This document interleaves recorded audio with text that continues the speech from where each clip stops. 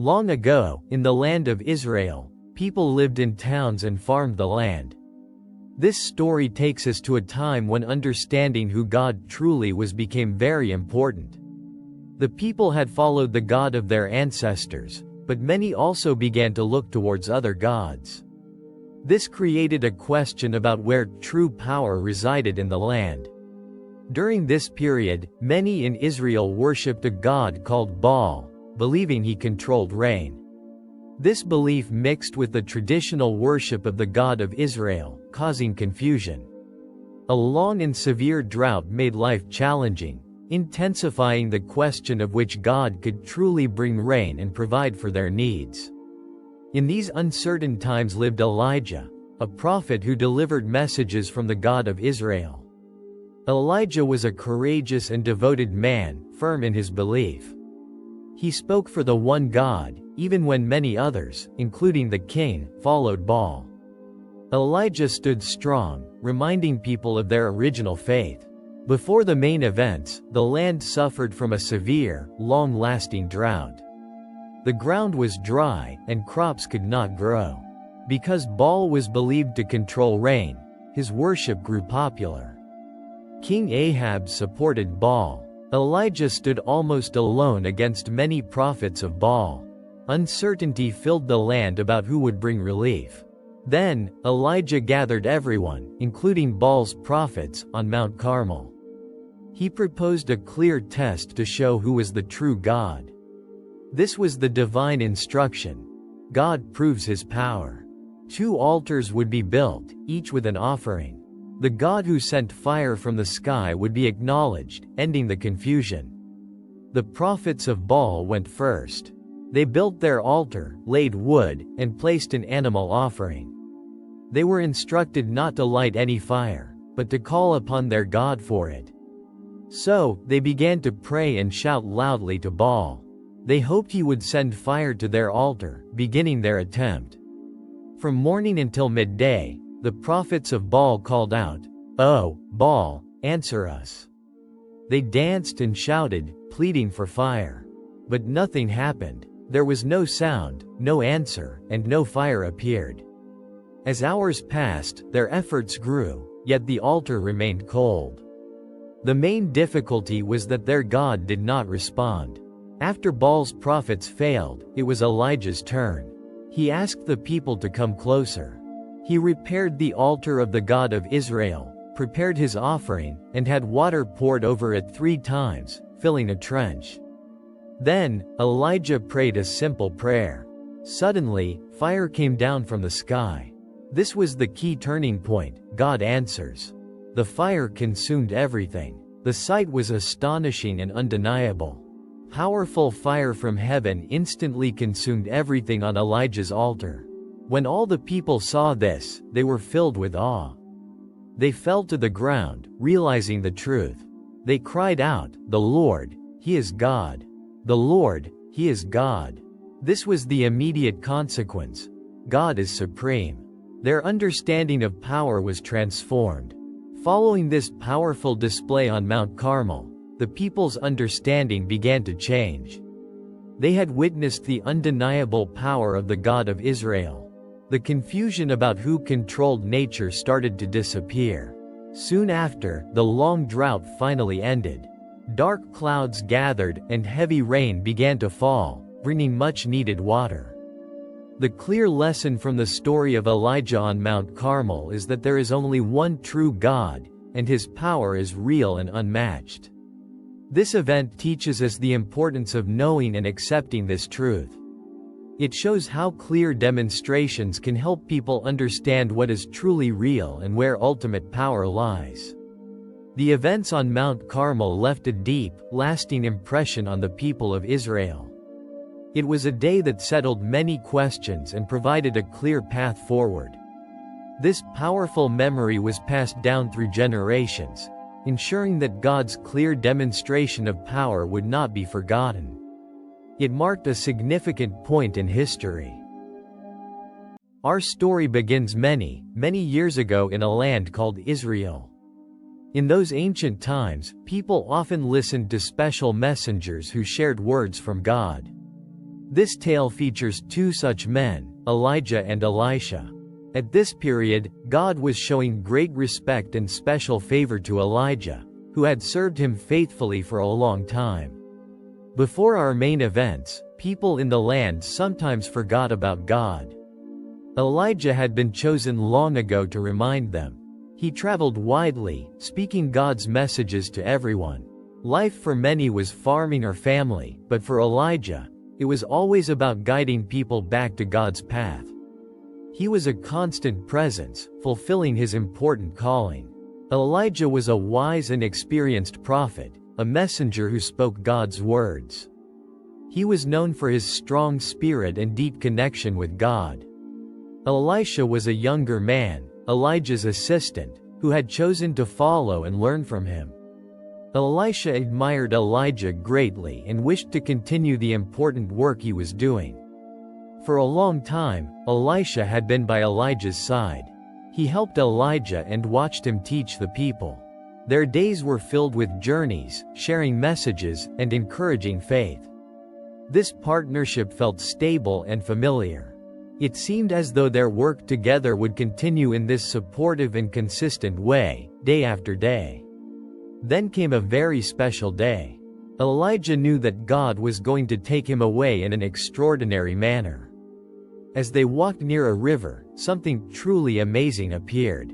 A wondrous and bright chariot, pulled by horses of fire, came into view. It was a sight unlike any other, marking the exact moment of Elijah's special departure. Before this incredible event, Elijah and Elisha had a quiet farewell. Elijah spoke his final words to Elisha, full of encouragement and guidance. Elisha stayed close, not leaving Elijah's side, even though he knew what was happening. They walked together for the last time, their hearts prepared for the momentous change God had planned. As the fiery chariot hovered, a whirlwind swept through, and Elijah began to ascend into it. The chariot carried Elijah upwards, lifting him from the earth and into the sky. This was Elijah's direct and unique departure from the world. For Elisha, witnessing this powerful event meant his beloved teacher and guide was being taken, leaving him to continue the work alone. With Elijah now gone, Elisha understood that his own important role was beginning. It was a clear moment of acceptance and purpose. Elisha realized that the mission of speaking God's messages must not stop. This was the precise point where Elisha stepped forward, accepting the great responsibilities that Elijah had carried so faithfully. Right after Elijah's departure, Elisha began to carry out the work. He started to speak to the people and do similar acts of guidance as Elijah had done. People soon saw that God was working through Elisha, just as he had worked through Elijah. This made it clear that God's plan and messages were indeed continuing, without pause. Over the following days, weeks, and years, Elisha fully embraced his role as a prophet. He traveled to many places, performed kind deeds, and shared words of wisdom. He became a respected figure, continuing to help people and speak God's truth. The important work of guiding the people in God's ways continued to grow and spread through Elisha's efforts. This story teaches a simple, yet powerful lesson. Important work, especially work that helps people and serves a higher purpose, can continue from one person to another. It shows that God's plans are steady and will always find a way forward, even when people change. When one person finishes, another can step up and carry on the mission. And so, the story of Elijah and Elisha concludes with a calm understanding. It shows that God's work does not rely on just one individual. It continues through those who are willing to serve, ensuring that good messages and guidance remain available for all. It is a peaceful tale of transition, trust, and enduring purpose. This story takes place many years ago in a land called Babylon, which was a very large and powerful kingdom. The people of Babylon lived in a world where kings ruled and different laws were followed. It was a time of grand buildings and busy cities, and people had their own ways of living and worshipping. Before the events of this story, Babylon had been conquered by another kingdom, Persia. A new king, King Darius, was now in charge. King Darius was a wise ruler who wanted to organize his new kingdom fairly. He appointed many officials to help him govern, making sure everything ran smoothly across his vast lands. Life for many people continued, and the ways of the old kingdom began to blend with the new. In this kingdom, there lived a man named Daniel. Daniel was a respected official, known for his wisdom and his honest work. He had been brought to Babylon years before and had always served faithfully. Daniel was a man of deep faith, and his daily life included a special practice of prayer and devotion. Daniel's normal life involved his duties as an official, working with other leaders and serving King Darius. He was known for his integrity and for being a good person. Everything seemed to be in its usual rhythm, with Daniel carrying out his responsibilities diligently and maintaining his personal routines. One day, a new decree was issued by King Darius. The king was persuaded by some of his officials to make a law that no one could pray to any god or person for 30 days, except to the king himself. This was a significant instruction that affected everyone in the kingdom, as prayer was a very important part of many people's lives. Daniel understood this decree was a direct challenge to his devotion. Daniel's response was to continue his usual practice. Despite the new law, Daniel went to his home, opened his windows toward Jerusalem, and knelt down to pray to God 3 times a day, just as he had always done. He did not hide his prayers, he was open and consistent in his faithfulness. The challenge Daniel faced was the jealousy of some of the other officials. They saw how well Daniel was doing his job and how much the king relied on him. Because they couldn't find any fault in Daniel's work or his character, they looked for a way to get him into trouble. They knew his deep commitment to prayer and used it as an opportunity to plot against him. The turning point came when Daniel was discovered praying. The officials who had made the law reported Daniel to King Darius. According to the new law, Daniel had broken it by praying to God. King Darius, though he valued Daniel, had to uphold the law he had signed. As a consequence, Daniel was thrown into a den filled with lions. When Daniel was placed in the den, the king and the officials watched. However, something remarkable happened overnight. The next morning, King Darius rushed to the lion's den. To his surprise, Daniel was alive and unharmed. He told the king that God had sent an angel to protect him, and because he had been faithful, the lions had not hurt him. Following this event, King Darius realized the power of Daniel's God. He ordered that Daniel be released from the den. The king then issued a new decree throughout his entire kingdom. This new law commanded everyone to respect and fear the God of Daniel, acknowledging him as the living God who endures forever. The lesson from Daniel's story is about the importance of faithfulness. Even when faced with difficult choices and potential danger, Daniel remained true to his beliefs and his God. His unwavering commitment was eventually recognized and honored, showing that staying true to what is right can lead to positive outcomes. And so, Daniel lived on in the service of King Darius and his successor, the new King Cyrus. The story of Daniel's protection in the lion's den served as a powerful testament to his faith and the God he served, leaving a lasting message for people to remember. Long ago, in a land filled with rolling hills and green valleys, there lived a people known as the Israelites. This place was called Ancient Israel, a country where families built their homes, farmed their fields, and raised their livestock. Our story begins here, in a time distant from our own, where life was connected to the land and the seasons. During this period, the people of Israel often faced difficult times. Their land was frequently visited by groups from nearby regions, especially the Midianites, who would come with their camels and tents. These visitors would take away crops and animals, leaving the Israelite families with little for themselves. This made daily life very challenging, and the people longed for a time of peace and security. Into this world steps a man named Gideon. He was a farmer, much like many others, working his land to provide for his family. Gideon was chosen for a special role during these hard times. He was a person who listened and followed instructions, preparing himself for a task that would prove to be quite unusual. Before the main events of our story, the people of Israel had gathered an army, ready to stand up against the Midianites. Gideon was there, following the leadership and preparing alongside his fellow countrymen.